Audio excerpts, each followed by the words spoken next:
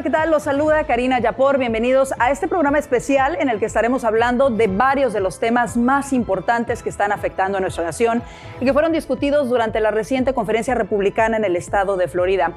Ahí pudimos platicar con la congresista Mónica de la Cruz sobre la crisis en la frontera y la seguridad nacional.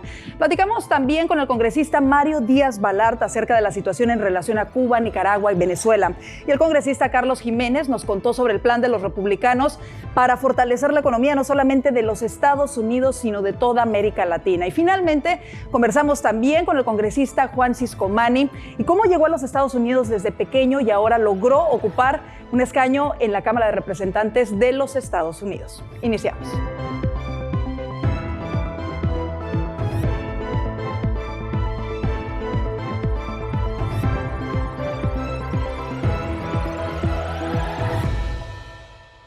Damos inicio hablando de la crisis migratoria, y es que las imágenes de grupos de inmigrantes intentando cruzar la frontera de manera indocumentada se han convertido en el pan de cada día. Los congresistas republicanos viajaron a la frontera sur, en donde se reunieron con altos mandos de la patrulla fronteriza para conocer de primera mano lo que está ocurriendo.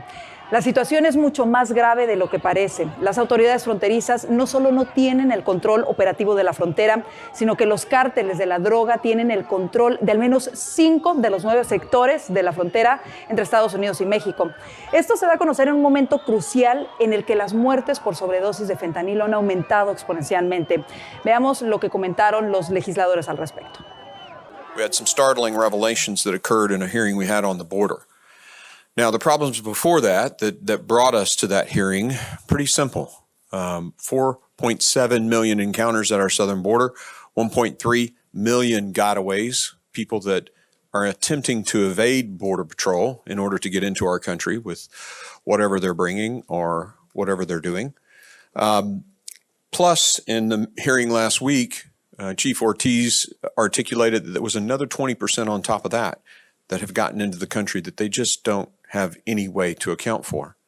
Nosotros tuvimos una reunión en McAllen, Texas, la semana pasada, cuando ningún demócrata, que era una reunión oficial, un hearing oficial, ninguno de ellos estuvieron ahí. No estaban cumpliendo con su deber. ¿Por qué? Porque iban a escuchar cosas que son en contra de lo que ellos están diciendo. Ellos están diciendo que los agentes de Customs and Border Patrol necesitan más recursos, necesitan más agentes, más cosas, más tecnología para parar lo que está sucediendo en la frontera. Pero el testigo del jefe dijo dos cosas. Primero, que no tenía control de 5 de los 9 sectores de la frontera. Y segundo, que de verdad la causa principal por qué tenemos esta crisis en la frontera es por las pólizas del presidente Biden, que las cambió el primer día que tomó posesión de la presidencia. Y eso es lo que ha causado esta crisis. Y por eso tenemos números récord de inmigrantes que se están muriendo en la frontera. Y también muchos de esos inmigrantes le tienen que pagar, tienen que estar aquí sirviendo a los carteles porque le tienen que pagar la deuda que le deben los carteles por el pasaje para los Estados Unidos. Y los carteles están ganando más de $1,000 millones al mes, que está financiando su esfuerzo también para la producción de las drogas que nos están matando aquí a nosotros en los Estados Unidos.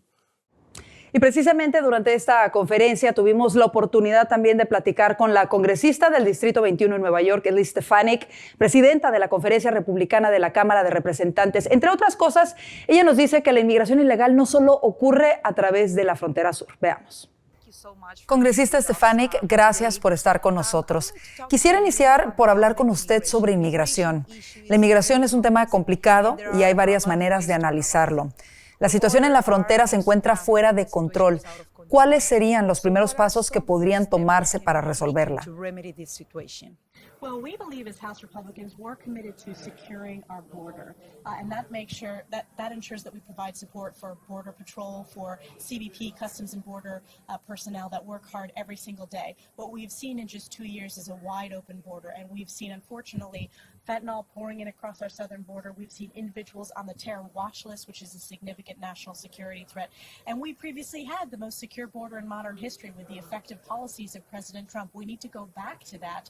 And I would also say it's not just the southern border. I represent the northern border, which is also, we have issues as well. We're seeing a significant increase of illegal immigrants crossing our northern border as well. You have to secure the border, and then I believe we need to fix our broken legal immigration system to make sure that people who come here the right way, legally, that it's a workable process, and that it's focused on the rule of law, which we have not seen under the Biden administration.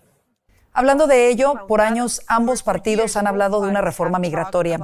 ¿Qué puede hacer este Congreso para iniciar una conversación seria al respecto? El encontrar una solución para millones de inmigrantes que ya se encuentran en el país. Well, we are already engaging in discussions on a border security package. We believe we need to first secure the border, and then we can fix the broken aspects of our legal immigration system. But we will put a border security bill on the floor in the coming weeks. Hablemos de otro importante tema, someter a menores de edad a cirugías de transición de género que podrían afectarlos de manera permanente como respuesta a lo que podría ser un padecimiento mental temporal es algo extremo. ¿Qué puede hacer el Congreso para prevenir este tipo de casos? Well, I'm very concerned about the numbers if you look at that happening, and I'm also concerned that in most of these cases the parents are not informed, whether it's school counselors or school officials providing counseling to these individuals to young children regarding gender identity. We need to make sure that we stand up for parents, and that's why we have passed the Parents' Bill of Rights in the Education and Workforce Committee, and we will bring it to the floor to make sure that any type of health type of counseling, that parents are informed. Finalmente, me gustaría preguntarle, los hispanos nos hemos convertido en la minoría más grande de los Estados Unidos. ¿Qué están haciendo los republicanos para que su mensaje llegue a la comunidad hispana? Well, it's a great question. In 2022, the midterms, we had more support from Hispanic voters than ever before. We also have the highest number of Hispanic Republican House members than ever before. We've launched GOP Español to talk about our policy initiatives and communicate with those Spanish-speaking voters across the country.